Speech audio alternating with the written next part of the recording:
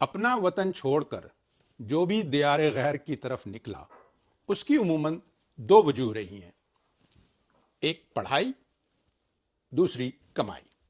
لیکن پاکستان میں مالدار بھکاریوں کی آسودہ حالی کی رپورٹس پڑھ کر احساس ہوا کہ خوشحال زندگی گزارنے کے لیے نہ نقل مکانی کی ضرورت ہے، نہ پڑھائی کی، اور نہ ہی کمائی کی۔ بس آپ میں تھوڑی سی ڈھٹائی چاہیے۔ آپ عورت ہوں یا مرد، بچے ہوں یا بوڑھے، آپ میں بس بھیک مانگنے کا پیشن ہونا چاہیے۔ پاکستان میں بھکاریوں کے لیے بھی کراچی سب سے زیادہ زرخیز علاقہ ہے۔ یہاں بھک منگے اوسطاً 2000 روپے یومیہ کماتے ہیں، جبکہ لاہور میں 1400 اور اسلام آباد میں صرف 950۔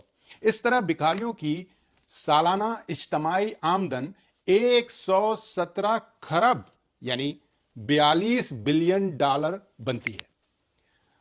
آئی ٹی انڈسٹری، جسے سونے کی کان مانا جاتا ہے، سالانہ صرف 3 بلین کماتی ہے۔ گویا اگر خوشحالی چاہتے ہیں آپ تو آئی ٹی اور اے آئی کو کہہ دیں بائے بائے۔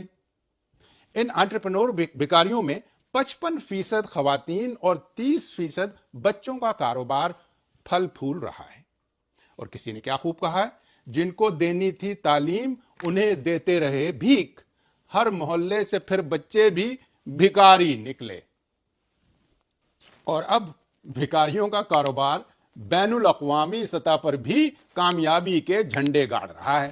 ہماری پروڈکٹ ان تمام ممالک میں شاندار طریقے سے ایکسپورٹ کی جا رہی ہے، جہاں مسلمان عبادت اور زیارت کے لیے جاتے ہیں۔ مثلا سعودی عرب، عراق اور ایران کے علاوہ ان تمام ترقی یافتہ ممالک میں بھی ہمارے مینوفیکچر کیے ہوئے بھکاری بالکل ہر جگہ دستیاب ہیں۔ بھکاری اس میں اکیلے نہیں، بلکہ ان کے پیچھے ویزا دلانے اور ٹکٹ کٹوا کر ان بھکاریوں سے اپنا کٹ پہلے ہی طے کر لینے والے ایجنٹس اور بروکر کی فوج ظفر موج موجود ہے۔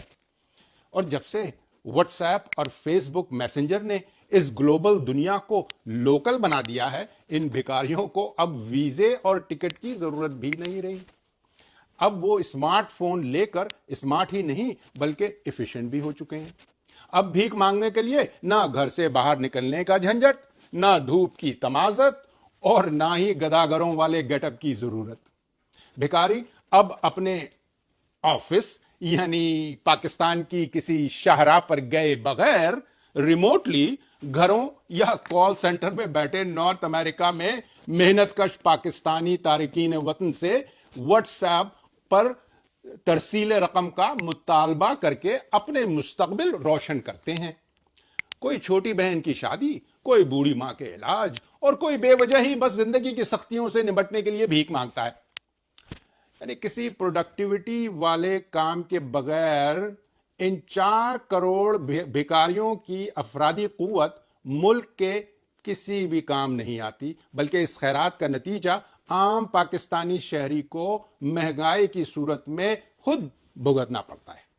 جبکہ اگر ان سے چھوٹا موٹا کام کروانے کی صورت نکل آئے تو ہماری گراس نیشنل پروڈکٹ میں 42 بلین ڈالر کی آمدن بڑھ سکتی ہے۔